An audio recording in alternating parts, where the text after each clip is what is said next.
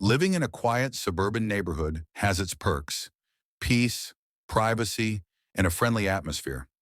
But sometimes it also brings out the worst in people like Karen, our HOA president, who prides herself on controlling every little detail. The tension started when I moved in a few months ago. I prefer keeping a low profile, no flashy cars or grand parties, just a simple life. But Karen, for reasons only she knows, decided to make my life difficult. One afternoon, as I was unloading groceries from my car, Karen marched up to me with that familiar scowl. "Who do you think you are, moving in here and acting like you belong?" she hissed.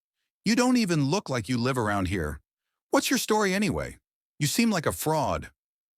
I was taken aback. Most people in the neighborhood were polite or at least neutral, but Karen's accusation stung.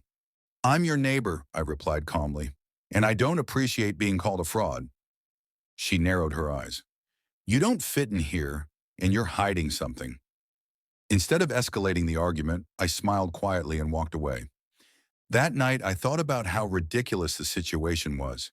Here I was, the CEO of a Fortune 500 company, one of the largest and most respected in the country, living quietly, avoiding the spotlight.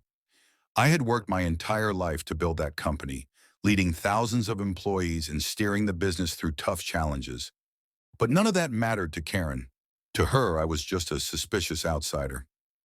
The next HOA meeting arrived and rumors about me had started circulating, fueled by Karen's whispers.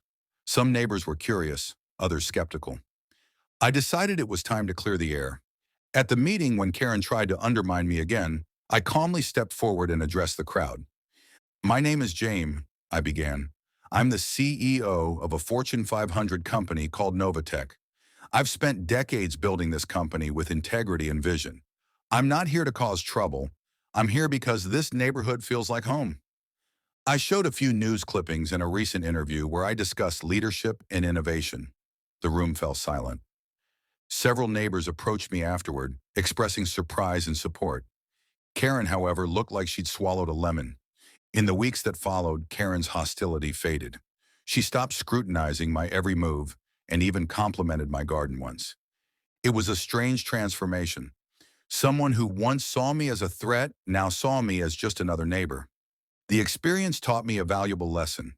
People often judge based on appearances or assumptions, but true respect is earned through understanding. I don't flaunt my success because it's not what defines me.